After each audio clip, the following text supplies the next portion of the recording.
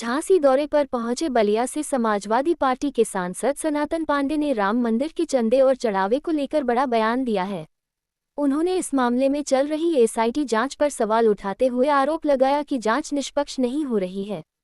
सांसद ने पूरे मामले की स्वतंत्र और पारदर्शी जांच कराने की मांग की। उनके इस बयान के बाद राजनीतिक गलियारों में नई बहस छिड़ गई है और इस मुद्दे पर सियासत तेज होने के आसार हैं। झांसी खबर 24 न्यूज़ चैनल से आर.के. सेन की रिपोर्ट।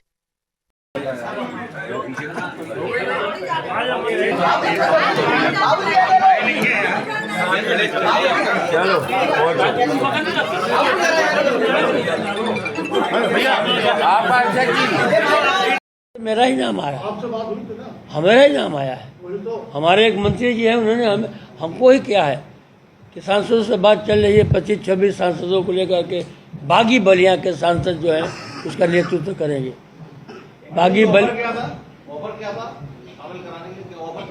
असल दुनिया की कोई ताकत नहीं है जो सनातन पांडे को ऑफर दे सके। नहीं, ऑफर आए तो लोग, ऑफर आता तो हम ले लेते, किसी कमजोर अपने प्रत्याशी को लाने के दे देते। ऑफर तो आता पहले। अरे आप आपका कोई अगर मिलने जुला व्यक्ति हो जो ऑफर देने काम करता तो ऑफर भिजवाइए ना।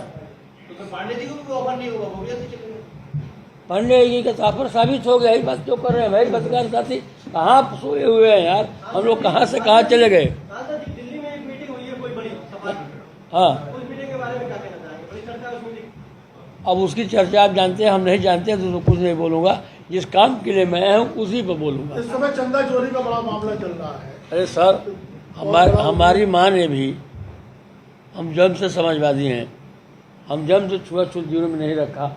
चाहे दलित हो, दुसाध हो, पासी हो, मेरे हर दिन में कोई भेद नहीं था, आज भी नहीं है। यहाँ छुआछूत का माहौल था, तमाम चीज़ें थी। मेरी माँ थी, मेरे माँ ने भी चंदा देने का काम किया था। रसीद मिली थी उन्हें? ये रसीद मिली थी चंदे की? अब रसीद की बात मैं नहीं बता सकता हूँ, इसलिए कि उसमें मैं नौकरी में था, हम नौकरी करते थे। तो हमारे माँ ने बताया कि वो लोग आए थे और जो है भगवान राम का मंदिर बनाने जा रहे हैं, उसमें चंदा देने की बात हुई है, तो 10 रुपया भी लेने की बात हुई है। तो हमने बाबू जो है इन लोगों को जो है 5 रुपया दिया हूँ, बुरा मत मानना।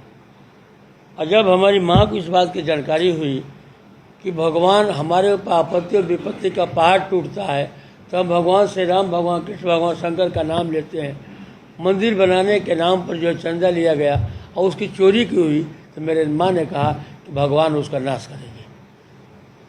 क्या कहा?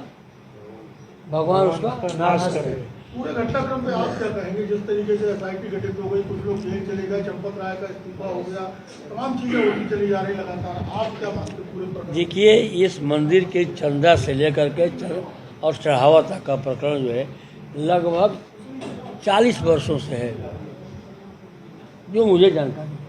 ये सच के हो गया होगा दीपक भाई, इतने दिनों से जो है गांव से लेकर करके अब पूंजीपतियों तक चंदा मांगा गया।